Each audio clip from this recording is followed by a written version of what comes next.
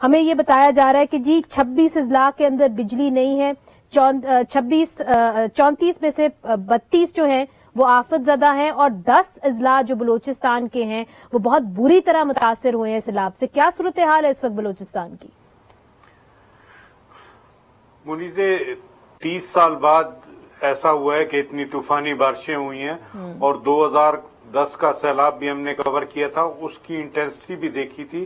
اگر اس کا موازنہ آج سے کریں تو وہ سیلاب 10 گنا کم تھا جو اب آیا ہے.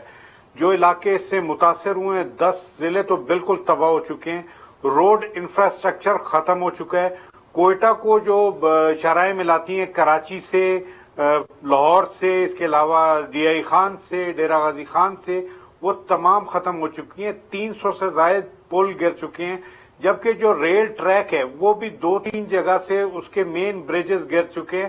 اور خاص طور پہ وہ برج جو 100 سال پہلے انگریزوں نے بنایا تھا، بی بی نانی برج جو تھا، وہ بھی گر گیا، اور اس کی مرمت میں ریلوے کا کہنا ہے کہ مزید 1 مہینہ لگ سکتا ہے، تو وہ لنک بھی ختم ہو گیا.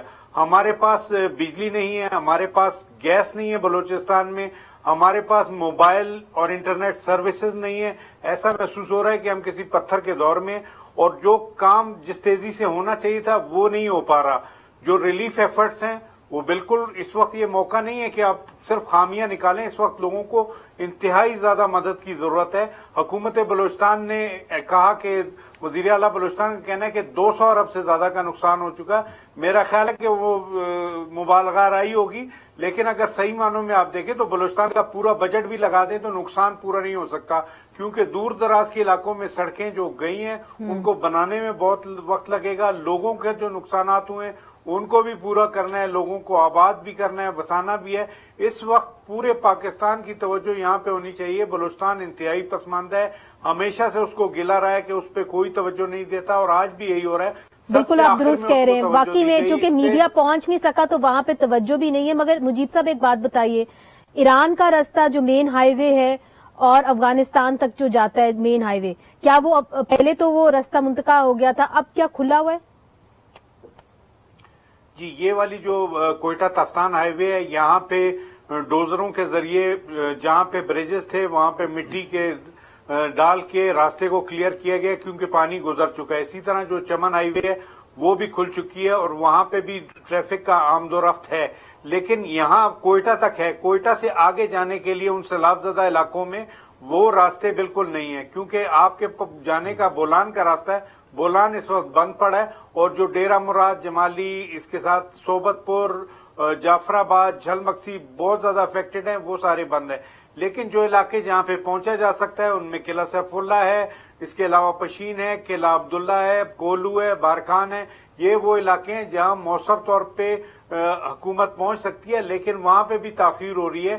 حکومت کا گلہ ہے کہ این ڈی ایم اے کی جانب سے انہیں وہ سپورٹ نہیں مل رہی جو انہیں ملنی چاہیے تھے. پی ڈی ایم اے کے پاس شاید اتنے وسائل نہیں ہیں. ہم تو یہ دیکھتے آئے ہیں کہ ہر دور میں بھاری رقم اس کے لیے رکھی جاتی ہے، کام اس کا کوئی ہوتا نہیں. اور جب کوئی بحران آتا ہے، چاہے وہ کورونا تھا یا کبھی زلزلہ ہو یا کبھی جب بھی ضرورت ہوتی ہے. مگر یہ بتائیے قلعہ سیف اللہ تک پہنچ سکتی ہے حکومت بائی روڈ؟ بالکل بائی روڈ پہنچ سکتی ہے. قلعہ سیف اللہ کے علاقوں میں، پشین کے علاقوں میں، قلعہ عبداللہ کے علاقوں میں کافی زیادہ وہاں پہ روڈ مینج ہو گئے ہیں، وہاں پہ پہنچ سکتی ہے.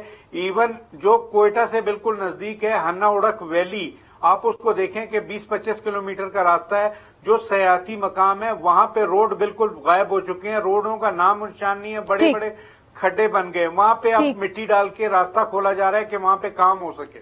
مگر بڑی چیز جو آپ نے بتائی ہے وہ یہ ہے کہ جو صوبائی حکومت ہے وہ کہہ رہی ہے کہ وسائل کا فقدان ہے. طارق صاحب آپ کوئی سوال کرنا چاہیں گے؟ مجھے بس یہ آپ سے پوچھنا ہے کہ اب آپ کوئٹہ کے عوام کی نمائندگی کرتے ہوئے، چونکہ ہماری انگیجمنٹ تو آپ کے ساتھ ہے، اب امیڈیٹلی کوئٹہ کے بلوچستان کے عوام کو فوری طور پہ کیا کیا جائے جس سے ان کو وقتی ریلیف ملے، اور اس کے بعد جو ان کی ریہیبلیٹیشن کا پروسیس ہے وہ تیز ہو جائے تاکہ آسانی سے لوگ دوبارہ اپنی زندگی ان کی نارمل بحال ہو جائے؟ طارق صاحب، ریہیبلیٹیشن تو بعد میں ہوگا. اس وقت ریلیف کی فوری ضرورت ہے.